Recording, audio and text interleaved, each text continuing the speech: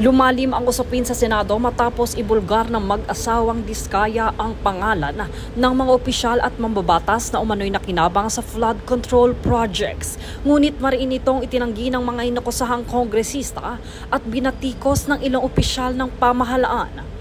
Matatandaang binulgar ng mag-asawang kontraktor na sina Pacifico Curly Diskaya at si Sara Diskaya ang umano'y pagkakasangkot ng ilang kongresista at opisyal ng gobyerno sa maanumalyang flood control projects.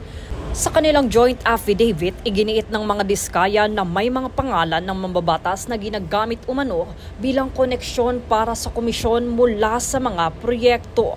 Kabilang sa kanilang binanggit ay sina Ako Bicol Representative Saldi Co, Quezon City Representative Arjo Atayde, Pasig City Representative Roman Romulo at Aga Party List Representative Nicanor Briones na bukod pa sa iba pang opisyal. Mariing tinanggi ni Representative Saldi Co ang alegasyon at sinabing walang batayan, politikal at hearsay lamang ang mga paratang. Binigyan din niya na ang 2025 General Appropriations Act ay dumating sa tamang proseso at nilagdaan mismo ng Pangulo. Ayon pa kay Co, nakabinbin ang ilang kaso tungkol sa 2025 budget sa Korte Suprema at Ombudsman kaya't limitado ang kanyang pahayag.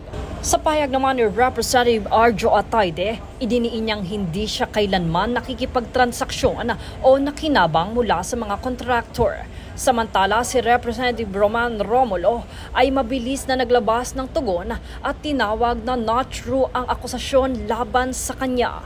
Mariin din ang pagtanggi ni Aga Party List Representative Nicanor Briones at sinabing sisimulan na ang pag-file ng kaukulang kaso laban sa mag-asawang Diskaya.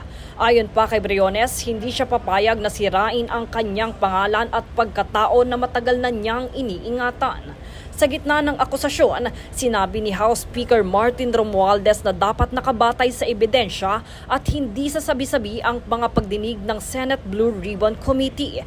Dito kanyang tinulugsa ang paggamit umano ng hearing para sa politikal na paninira imbis sa pagtutok sa katotohanan. Nagpahayag din si Pasig City Mayor Vico Soto ng pagdududa sa testimonya ng mag-asawang Diskaya at sinabing may maraming inconsistencies sa kanilang pahayag.